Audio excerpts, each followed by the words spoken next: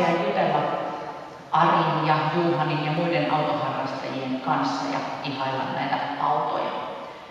Kenties huomasittekin jo, että meiltä puuttuu polvistumispenkki tältä ehtoolliskaiteelta tänään. Se johtuu siitä, että penkit ovat verhoiltavana, eli nautimme tänään ehtoollista seisten.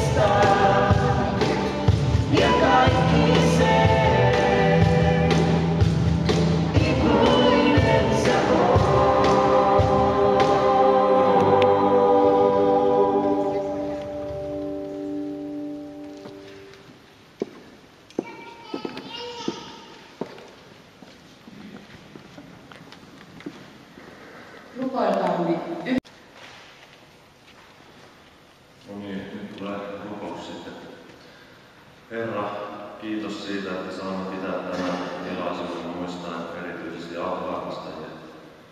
Nämä ihmiset eivät ole tänne sattuneet tulleet, vaan sinun johdatuksesi ansiosta.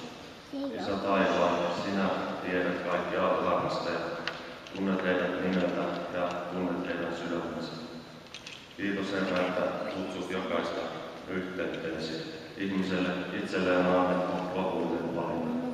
Rukoilemme niiden puolesta, jotka eivät Herramme Jeesuksen Kristuksen syntien sovitustyöllä ole vielä vastaanottaneet. Ihmisten mielipiteet ja maailman totuus muuttuvat päivittäin, mutta Herran sana ja totuus eivät muutu.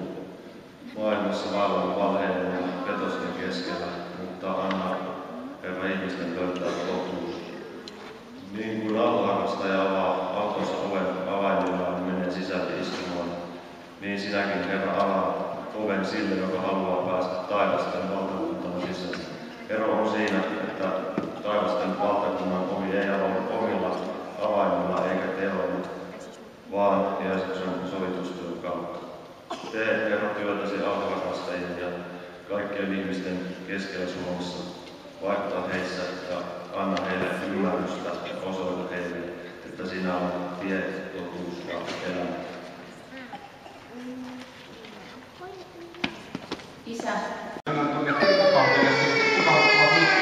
Näyttäisi siltä, että tuossa pihalla autojen määrässä, niin ennen kuin sinne lähdetään, niin Kristiinalla on tuossa pieni video. Joo, eli olettekin huomannut, että meillä on ollut tänään vieraana tämä ihana lauluryhmä, Anssi Viittanen ja kumppanit. Kiitos teille ja ihanaa. Ja sitten meillä on Juhan Viitanen ja Ari Lappalainen, joiden autot on tuossa ja siellä on sitten tarjolla kahvia ja pullaa ja vanhat autot, karkkeja. Ja tässä tulee Pontus J. Vakin, jonka mainitsin siinä alussa, niin hänen tervehdyksensä keravalaisille. Hän on siis autoharrastaja ja evankelisti. Näkyykö? Niin, nimeni on Pontus Vak. Olen Team RFC Racers for Branskin chaplanin Euroopassa ja haluan lähettää teille sinne Keravalle erityisesti terveisiä, kun teillä on tänään tapahtuma siellä kirkossa. Tämä on auto ja tämä on amerikkalainen auto ja tämä voi olla hyvä työkalu Jumalan valtakunnasta, kun me ajellaan. Me ollaan huomattu, että kun me ollaan erilaisilla treffeillä, autotapahtumissa, niin me saadaan julistaa evankeliumia ihmisille. Mutta myös kun me kuljetaan liikenteessä ja näin, niin aina kun meillä on joku erikoinen auto, niin ihmiset tulevat juttelemaan ja haluaisin vain rohkaista teitä kaikkia autoilijoita, että jakakaa ilosanomaa ihmisten kanssa. Sitä me tehdään ja meidän identiteetti ei ole näissä autoissa, vaan identiteetti on Kristuksessa. Itse olen ollut uskossa 10 vuotta ja tapasin Jeesuksen kuolinvuoteellani. Ja tämä on vaan jatkoosa siihen, mihin Herra on kutsunut. Ja Herra hän kutsuu meidät kaikki palvelemaan häntä, jotta joka ikinen ihminen saisi kuulla Jeesuksesta. Ja kun meillä on erilaisia harrastuksia, kuten autoharrastus, niin me voidaan käyttää näitä, kun me saarnataan. Ja mä tapaan sanoa, että kun me ollaan ulkona tapaamassa ihmisiä, niin me saarnataan koko ajan. Ja jos me tarvitaan, me käytetään sanoja. Joten Jumalan siunausta teille sinne Keravalle.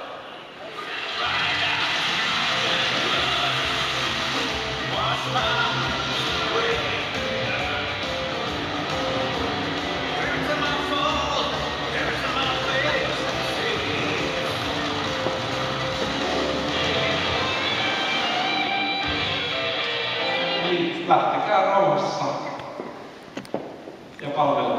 On se kyllä hieno.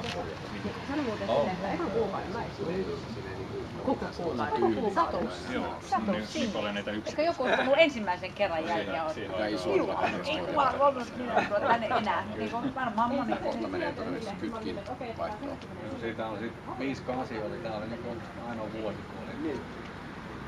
Ja siitä lähtee hyvä. Joo, ensimmäinen Amerikkaan. Mä oon Laura, miksi sä astaa samassa talossa?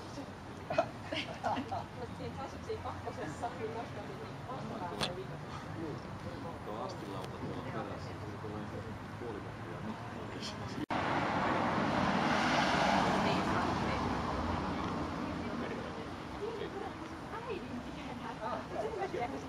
Näkyy usein.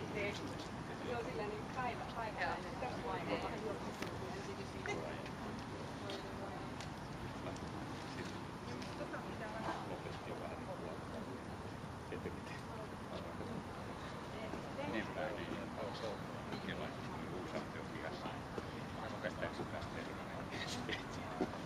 Miksi eikä toi seuraavalla viikolla, että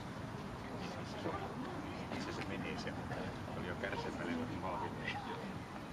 Milloin tää on? Varmaan se oli saanut voittoa siitä. Okei, no niin, sit tuli imagointi. Voiko tähän istua? Tähän serkulle. Voiko tähän istua ja kokeilla? On.